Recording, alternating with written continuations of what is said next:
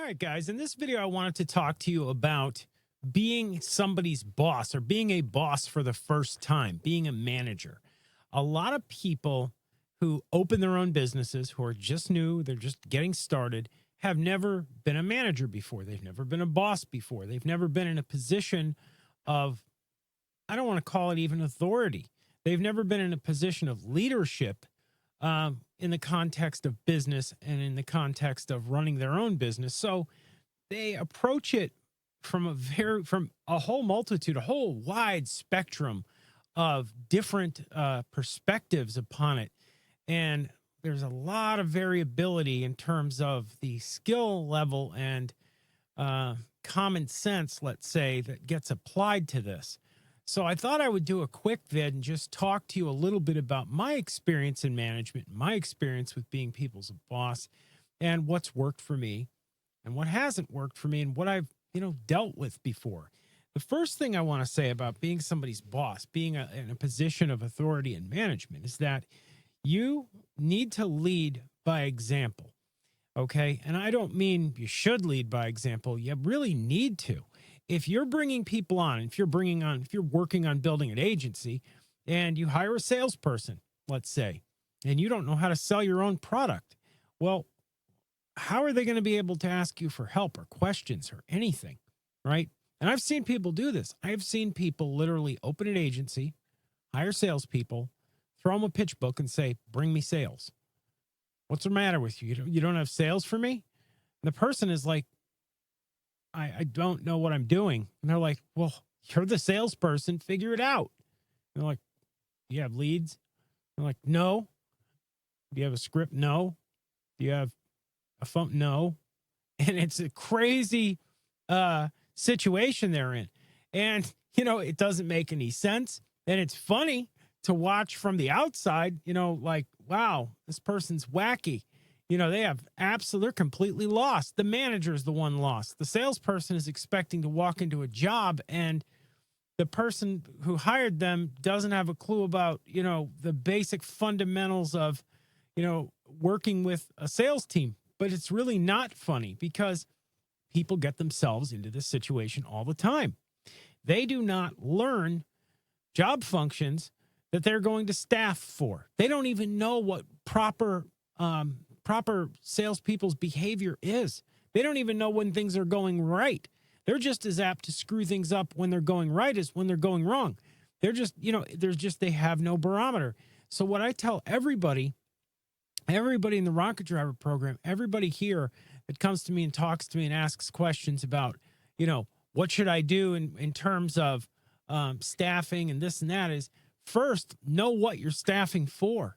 Learn that. Lead by example. Know the jobs that you're staffing for intimately. Understand what they're supposed to be doing, because if you don't, you're shooting blind. That shooting blind, by the way, works most of the time in life. Okay, most of the time in life, you hire a professional, they do the job, you get the end result, and it's acceptable. It's not perfect, but it's acceptable shooting blind like that, right? But when it comes to staffing, you can shoot wrong, and that person can hang around collecting a check for a long, long time before you realize that they don't know what they're doing. So you have to kind of get it right. So you have to kind of educate yourself on what it is they're supposed to be doing and, to manage your own expectations about what they should be doing, right? So that's the first thing. That's the first fundamental of being somebody's boss, is know the job of the person that you're going to staff, understand what they're supposed to be doing. The second thing, really important, is check your ego big time. Okay. A lot of people, when they have a small, nothing business, I've seen it, that'll go right to their head. It's incredible, really, to watch. You'll see somebody that has a home-based business with, operating out of a broom closet with a laptop and an iPad, and they think they're, the late Steve Jobs. You're not. You're running a small nothing. Be humble, be respectful, be a decent person. You should be that way anyway. It doesn't matter how big your company is. But if you behave in a way that's arrogant and ridiculous, people are going to walk off. They're going to leave you, badmouth you, and trash you on the internet. It's common sense, but that common sense, that, it's really true. A little power goes to some people's heads really quickly. It's like nitroglycerin to some people. Those kind of people don't last long as managers. They don't gain the respect of their staff. They are not, good hires. They're not good entrepreneurs. They're just not good people in general. You have to check your ego at the door. The third thing is you have to be consistent. All right. You need to be a person that does what they say they're going to do. You can't lose the respect of your staff, of your team. And it's very easy to do that. It's extremely easy to do that when you're in a position of leadership, losing the respect of the people that you work with, right, or work for you. And it happens all multitude of different ways. I mean, you can use your imagination, but the main point there is if you say you're going to do something, do it.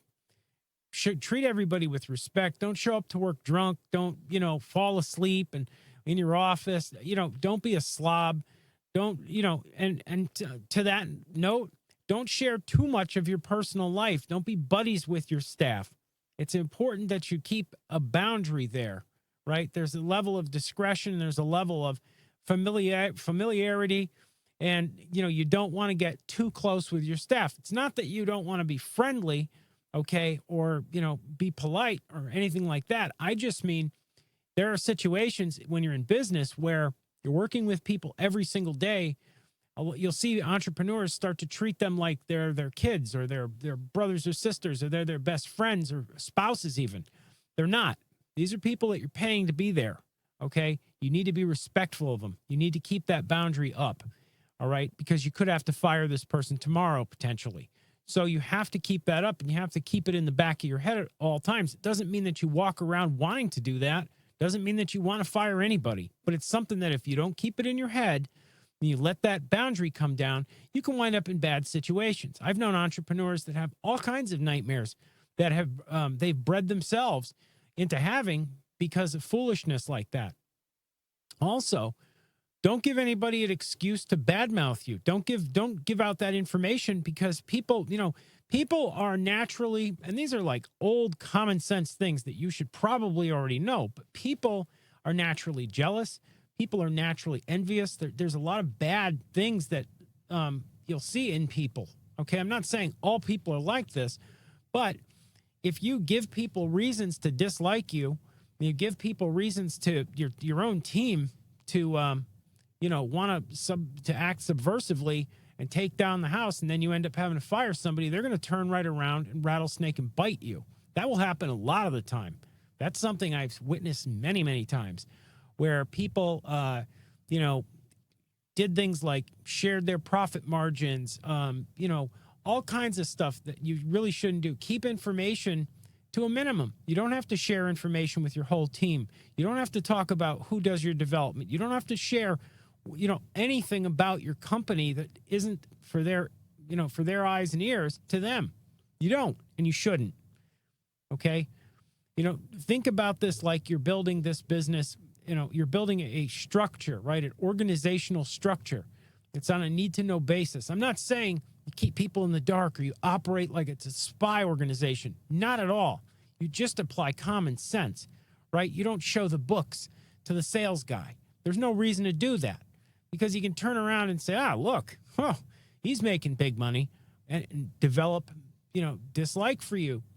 Or grab information and try to share it on the internet after you fire this person. You have to be aware that all these things can happen when you're a new entrepreneur and you're bringing on, your first salespeople at your company. All right. This stuff is common sense stuff in a way, but if you've never done it before, I guess it's not, because I watched a lot of people go ahead and fall into these traps like over and over and over again. So I thought I would do this video just to cover some of those basics. And that's really about it. I'm about done. But it's stuff that you really need to keep in your mind and you need to think about when you're going and you're building an organization and you're looking to be successful. Being somebody's boss is a responsibility. It's something you wear. It's not something you project. Okay? You're not there to be a dictator. You're there to work with these folks to get them to be successful, to get you to be successful, and get your company to be successful. You're all a team. You're a unit. You're the leader of that unit, whether you like it or not, whether you want it to be or not, and whether you're even competent or not. It's going to be something that you sink or swim with, and that's all on you. whether you sink or swim at that job. So anyhow, that's going to conclude this video. If you like this and you want to get more tips from Jake here at Rocket Driver, go ahead and ring that bell. Go ahead and subscribe to our channel. And if you want to learn more about Rocket Driver, go on over to rocketdriver.com and check us out. See you in the next vid.